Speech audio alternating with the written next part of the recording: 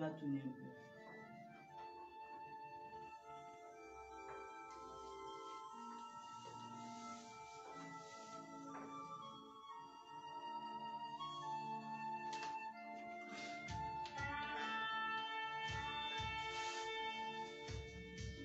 Ouvrez les yeux, observez les signes, regardez les cieux. Les temps sont difficiles. Moi, l'Éternel, je parle, sachant ce qui est sur le point d'arriver.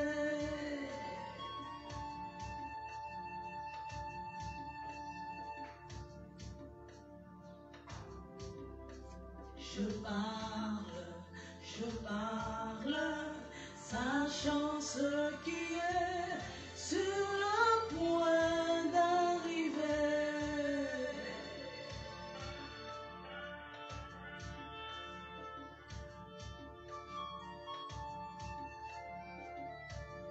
Revenez à moi, retournez à ma vision. Attachez-vous à moi, je parle,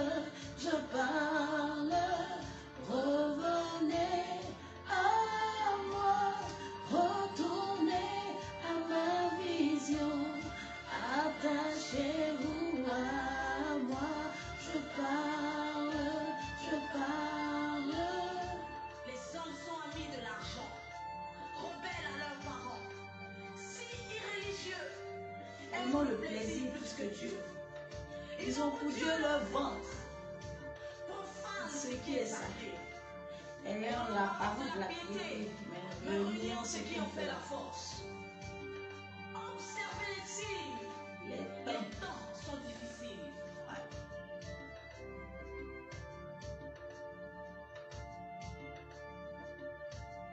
Revenez à moi, retournez à ma vision. Bonjour, mes chers précieux et précieuses. Nous allons attendre avec cette musique les retardataires quelques 30 à 45 secondes. Écoutons la voix du Seigneur. Nous parler des temps difficiles. Nous parler des temps actuels. Nous parler de la croix.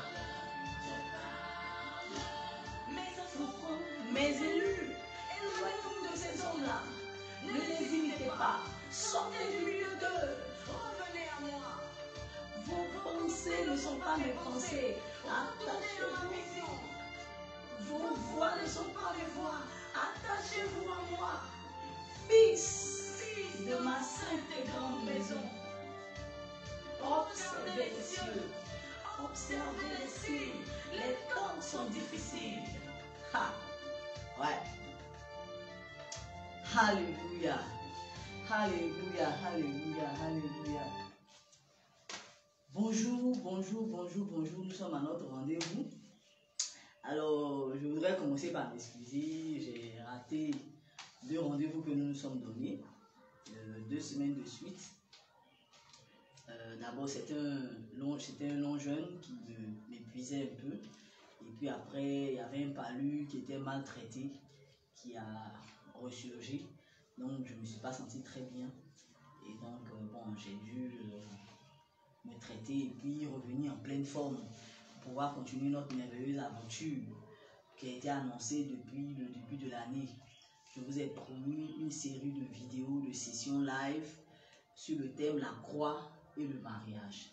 Parce que le Seigneur m'a enseigné, m'a instruit par des expériences personnelles que j'ai vécues sur comment prendre sa croix, comment entrer dans le mariage, dans un esprit d'entrer dans un champ de mission. Alors aujourd'hui, nous allons parler de la croix sous l'angle « Je veux divorcer ». La vidéo précédente a suscité beaucoup de réactions.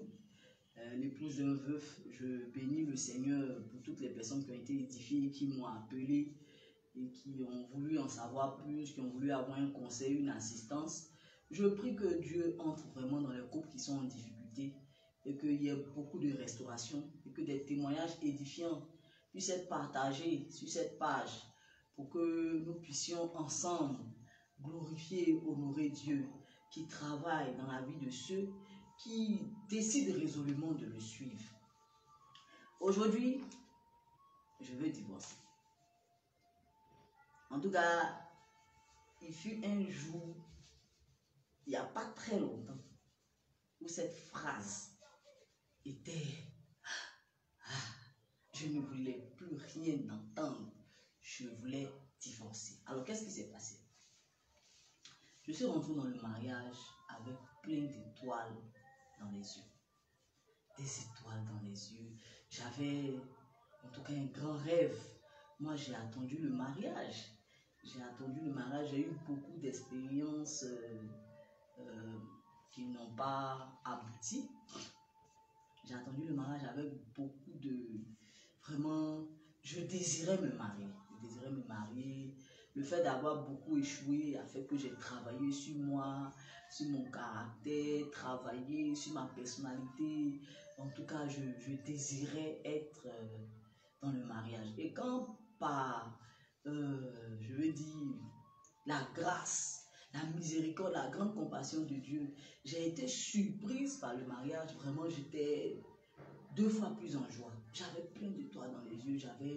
Je fondais beaucoup d'espoir dans mon mariage. Je suis rentrée avec beaucoup d'étoiles dans les yeux. Vous avez pu le voir dans les vidéos qui ont précédé, comment j'étais heureuse le jour de mon mariage, après le mariage, tout ce qu'on vous a partagé. Avant d'entrer dans le mariage, le Seigneur m'avait beaucoup parlé. J'avoue que Dieu m'avait beaucoup parlé de la mission, m'avait beaucoup parlé du travail à faire et tout. Mais quand on entre dans l'euphorie, c'est-à-dire qu'au moment où on ne connaît pas encore la personne, le Seigneur donne des révélations et tout, on est concentré. Mais quand on commence à se connaître, à s'attacher et tout, la ferveur, l'amour, la chaleur et tout fait que on oublie qu'on n'est pas seulement dans un bonheur étoilé, mais on est dans un champ de mission. On oublie ce cadre-là. Donc, quand je suis rentré dans le mariage, tout de suite, c'était tout de suite de vivre mon bonheur, de vivre mon bonheur, de vivre mon bonheur, de vivre mon bonheur, de vivre mon bonheur. Donc, c'était ça. Et puis, on a commencé l'aventure et Dieu a commencé à révéler les caractères. Bon, de jour en jour, bon, on accepte certaines choses et tout, on laisse passer. On laisse passer. Et puis, alors, pendant que Dieu était en train de révéler la mission, l'ampleur de la mission, moi, j'avais perdu de vue l'aspect champ de mission. J'avais perdu de vue l'objectif. J'étais maintenant plus charnelle. J'étais maintenant plus désireuse de régler les comptes avec mon époux.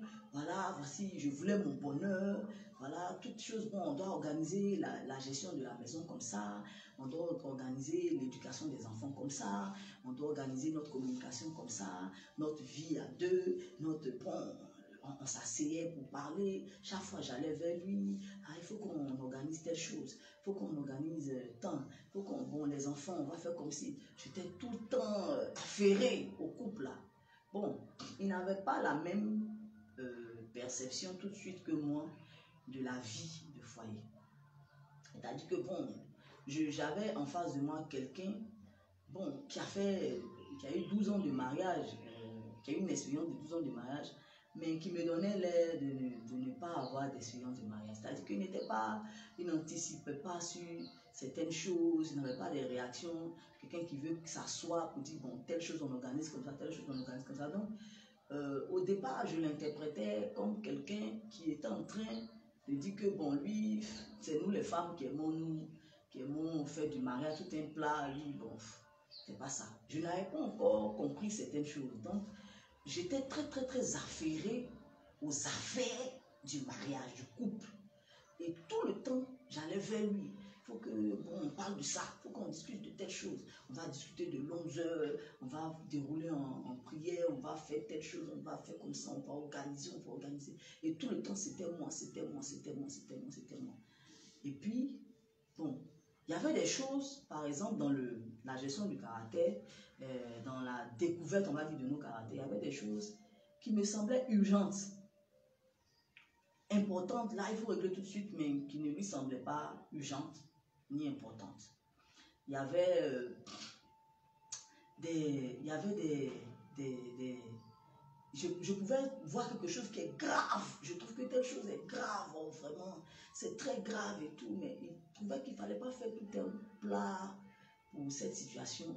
Donc, je sentais que, bon, c'était comme si c'était moi qui en faisais un peu trop.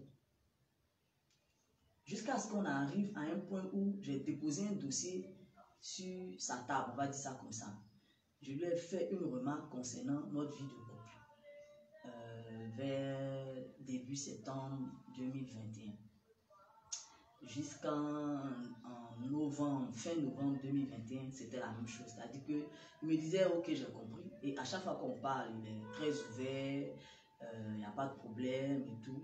Mais bon, on n'a pas la même perception des choses. J'ai l'impression que c'est moi qui veux organiser telle chose, c'est moi qui veux faire tant, c'est moi qui veux trop le mariage, c'est moi qui veux trop le foyer et tout.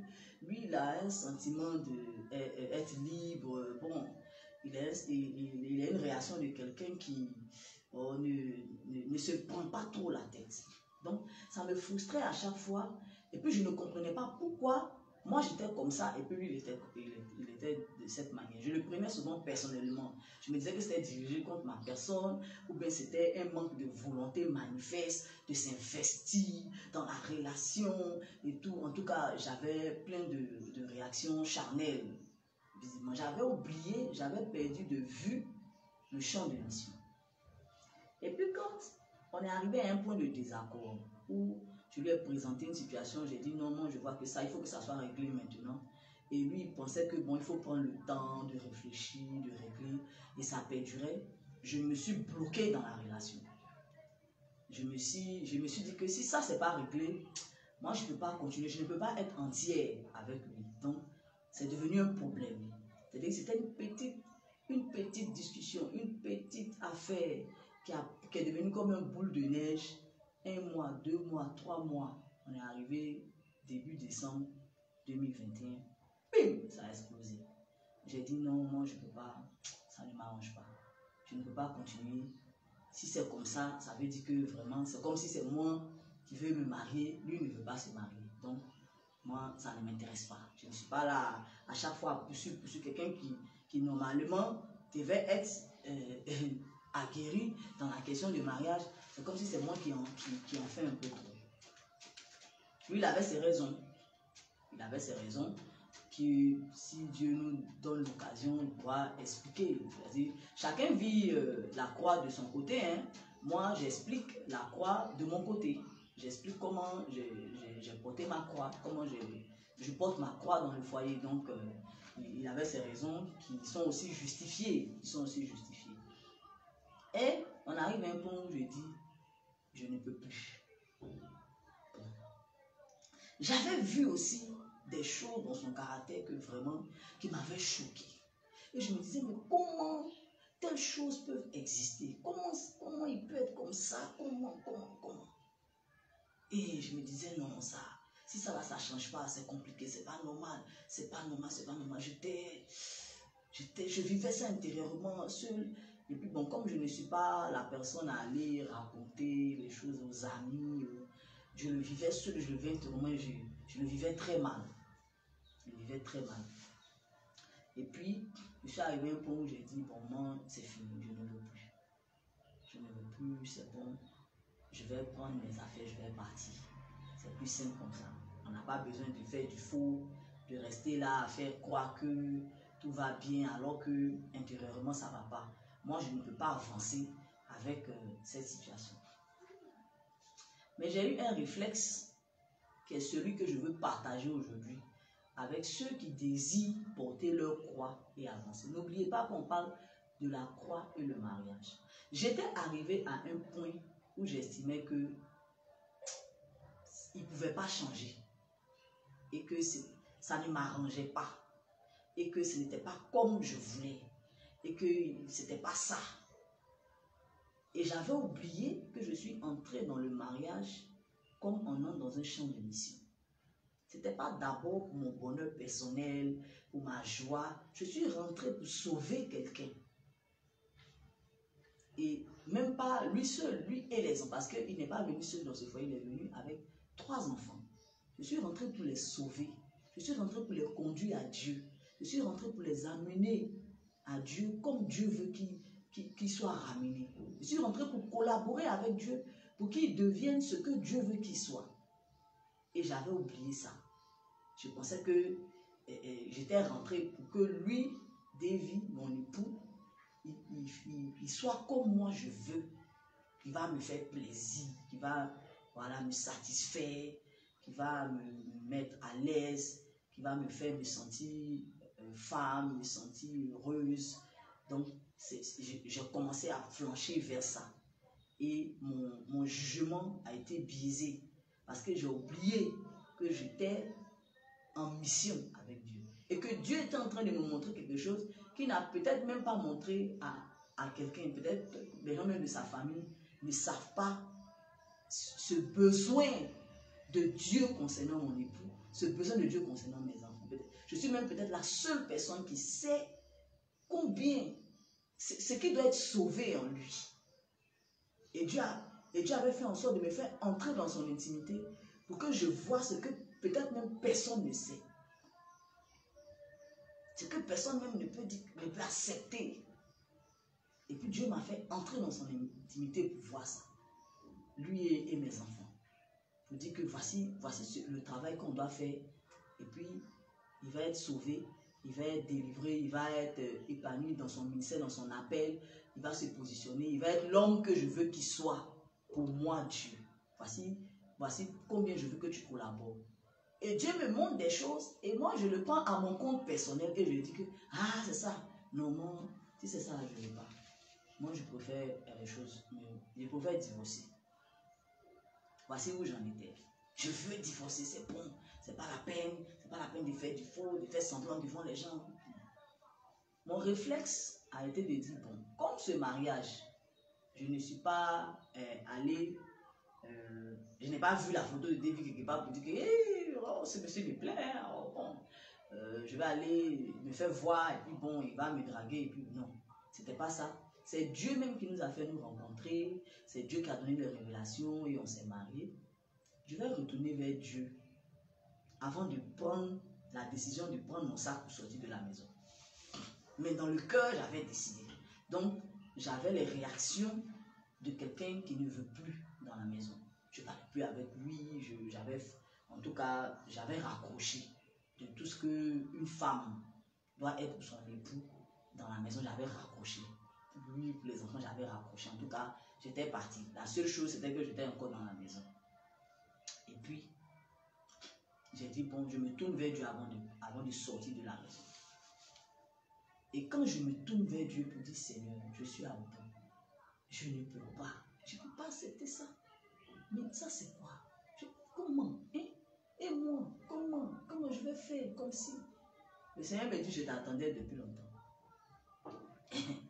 Parce que tu as oublié que ce mariage-là, c'est une mission. Ce mariage-là, je t'ai envoyé en mission pour sauver quelqu'un. Je ne t'ai pas envoyé pour ton bonheur personnel. Je t'ai envoyé pour sauver quelqu'un, pour sauver des personnes qui me sont chères, des personnes qui me sont précieuses, qui sont chères à mon cœur. Donc j'ai regardé et j'ai dit, bon, je vais choisir une telle personne, je vais la mettre à côté de ce monsieur, et puis avec elle, je vais collaborer afin qu'il soit sauvé de telle situation. Et vice-versa. C'est pour ça que tu as été choisi. Ce n'est pas pour venir chercher ta satisfaction personnelle. Donc, est-ce que tu as prié pour que cette situation change?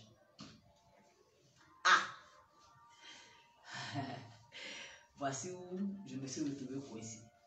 Combien tu as prié? Montre-moi combien tu as prié pour que cette situation... Et le Seigneur m'a rappelé, quand on s'est rencontrés au départ, David n'était pas pour le mariage parce qu'il sortait d'une situation et puis c'était pour lui tellement... C'est quoi ça? Je viens de perdre quelqu'un, bon, ça fait même pas 1 an, 2 ans, il faut venir se marier encore. Bon, ça, c'est quel modèle ça? Non. Il n'était même pas... Ça ne m'intéressait pas. Au moment où j'ai reçu, c'est mon époux, tout, lui n'était pas encore dans l'affaire. Moi et les enfants, eux, bon, je crois que Dieu leur avait dit parce qu'ils étaient maman. Moi aussi, quand j'ai reçu des paroles claires, j'ai commencé à ressentir beaucoup d'amour pour lui, d'affection pour lui. Donc, moi, je voulais être avec lui, mais lui, ne lui parlait pas du mariage. Ouh, il avait besoin de se retrouver. Mais c'est par la prière, mon cahier de prière encore là. J'ai commencé à prier. Le Seigneur m'a donné des instructions claires. Prie comme ça, prie même pour les ossements, que les ossements desséchés revivent. Prophétise sur sa vie, sur sa personne, prophétise. C'est comme ça que j'ai prophétisé. C'est encore dans mon cahier de prière de 2020. Et quand j'ai prié comme ça, il a commencé à recevoir la visitation du Saint-Esprit. Son cœur a commencé à s'ouvrir. Et il a commencé à s'ouvrir à ma personne. Il a commencé à recevoir de Dieu ce que Dieu voulait faire et tout. Et il a commencé à s'ouvrir. J'ai vu de quelqu'un qui n'était pas du tout pour le mariage. Il s'est ouvert jusqu'à venir me dire qu'il voulait entrer dans les liens du mariage avec moi. Il a changé. Les données ont changé. Il a voulu entrer dans le mariage avec moi. Mais mon cahier de prière là, j'ai prié pour chaque chose. J'ai prié pour qu'il me voie comme son épouse. Si c'est Dieu qui vraiment veut que je sois son épouse, que lui-même il le reçoive, que Dieu lui parle, qu'il ouvre son cœur, qu'il m'aime, qu'il me désire, qu'il désire être avec moi, qu'il me voit comme l'épouse, comme la mère de ses enfants. Et c'est comme ça que les choses se sont passées exactement. Mais après le mariage, bon, le fil est coupé. On croit que bon, tout va bien maintenant, comme la bague est mise, donc bon, on peut se permettre tout ce qu'on veut, tout va bien, donc plus de prière, plus de bataille dans la prière, on se parle maintenant, on revendique, on exige, on veut organiser, on veut même diriger le foyer même à la place de l'homme, qu'on fait ça on fait comme ça, à chaque fois c'est toi qui prends les initiatives et tout, tu veux gérer tout, comme si, lui, bon, il a d'autres problèmes, il cherche comment faire progresser les choses selon la vision que Dieu lui a donnée. Toi, tu es en train de courir à vouloir faire on ne sait quoi. Mais tu ne comprends pas ses réactions. Mais vous n'êtes pas sur la même longueur d'onde parce que Dieu est en train de faire quelque chose. Et voici ce qui se passait. Donc, j'ai commencé à reprendre la prière. Et la prière sous l'angle difficile parce que quelqu'un qui était en train visiblement de ne pas avoir les réactions que je voulais qu'il ait me concernant, c'était difficile de prier pour lui. Voici où aussi c'est une croix. Pendant que tu ne veux plus de la réaction, Dieu te dit, est-ce que tu as prié pour que les choses changent? Tu as parlé, tu as agi, ton intelligence, ton expertise, tes expériences passées, ton background et tout. Mais est-ce que tu as prié pour que les choses changent? Et si tu as prié, est-ce que tu as suffisamment prié? Est-ce que tu as jeûné? Est-ce que tu as déposé les choses sur la table? Lorsque tu as vu ce que personne n'a vu, lorsque tu as vu le besoin de Dieu pour le conjoint que Dieu t'a donné, lorsque tu as vu que vraiment c'est quelqu'un qui a besoin de Dieu, c'est quelqu'un qui a besoin vraiment du salut de Dieu, de la force de Dieu, qui a besoin d'un secours de Dieu, parce que tu as vu que dans un certain domaine, il est faible. Lorsque tu as vu sa faiblesse, que personne ne connaît, est-ce que tu as prié pour que les choses changent? Est-ce que tu l'as déposé devant Dieu? Ou bien tu as pris la chose à ton compte pour dire, c'est contre moi que c'est dirigé, et donc je n'ai pas de bonheur dans ce foyer, donc je m'en vais.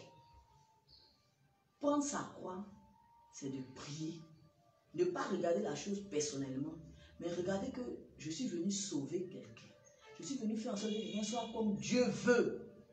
Que quelqu'un soit la personne que Dieu veut. Que quelqu'un soit l'épouse sans tache ni ride. Le joyau parfait que Dieu veut. C'est ça mon rôle. Est-ce que tu as prié?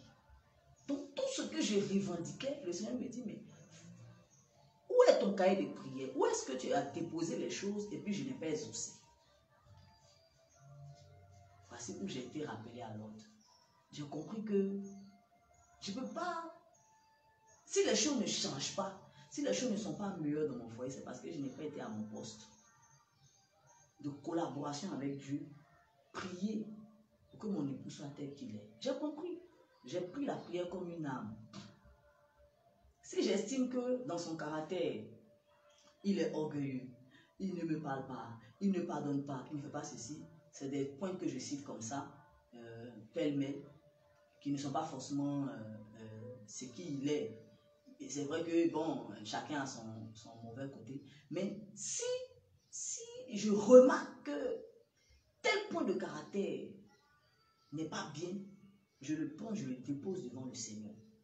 Seigneur, je te prie de pardonner mon époux parce qu'il fait telle chose et je te prie de changer ce point de caractère. Et si Dieu ne change pas, c'est là que je vais venir me plaindre. Mais au lieu de faire cela, je vais venir le juger et le traiter de mauvais mari, mauvais époux, mauvais, pendant que je suis la personne que Dieu a mis pour l'aider, le sauver à devenir. Et vice-versa. Je dis que la croix, chacun prend sa croix dans le foyer. Donc je suis venue parler à toutes les personnes qui sont en bout, qui ont tout fait, qui ont vécu beaucoup de choses dans le foyer, beaucoup de contrariétés, parce que quand tu es avec quelqu'un, pour que tu découvres sa personnalité, c'est dirigé comme toi, c'est ton époux, c'est ton épouse. Donc, vous vivez ensemble. Donc, les choses que tu dis que c'est pas un bon caractère, c'est sur toi, tu vas le vivre en fait. Donc,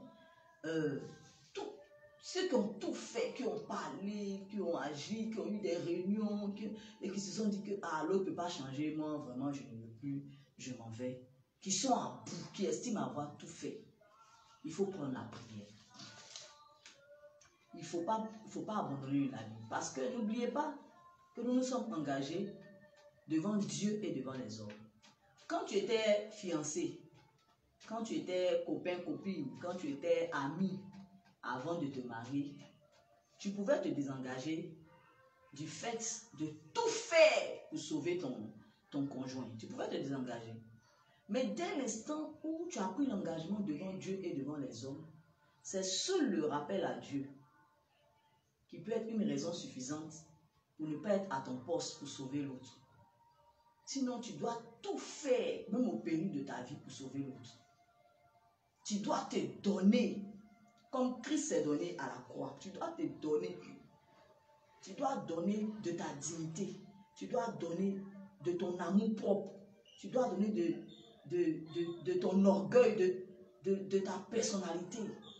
Tu dois faire mourir tout ça pour que l'autre vive. Pour que l'autre vive. Si tu as perdu ta dignité, tu as perdu ton amour propre, tu as perdu ta valeur même à cause de tout ce que tu as vu l'autre faire, tu n'as pas encore fini. Tu n'as pas le droit d'abandonner ton conjoint.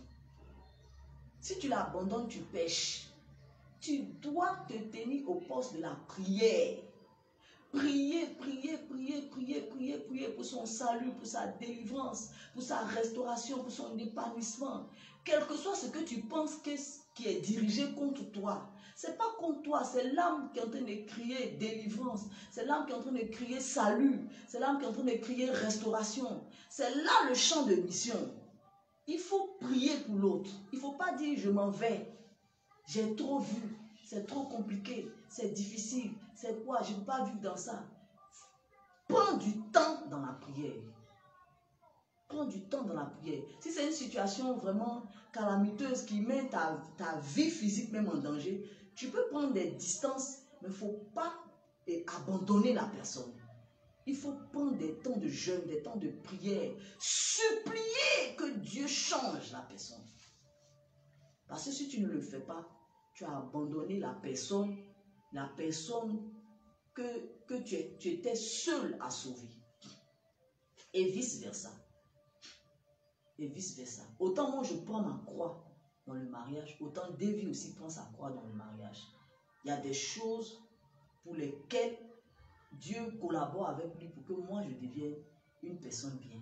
Il doit supporter aussi certaines choses que lui seul peut exprimer selon où lui il est, de là où il est positionné. Mais s'il abandonne le navire pour dire ça, c'est quoi ça? Non, non, je voulais tel autre genre de femme, il a raté le coach. Parce qu'on entre dans le foyer comme on entre dans un champ de mission. Voici ce que je voulais partager avec vous aujourd'hui. Je veux divorcer, je veux divorcer, je veux divorcer. C'est vrai, c'est pas facile. C'est compliqué de vivre certaines situations.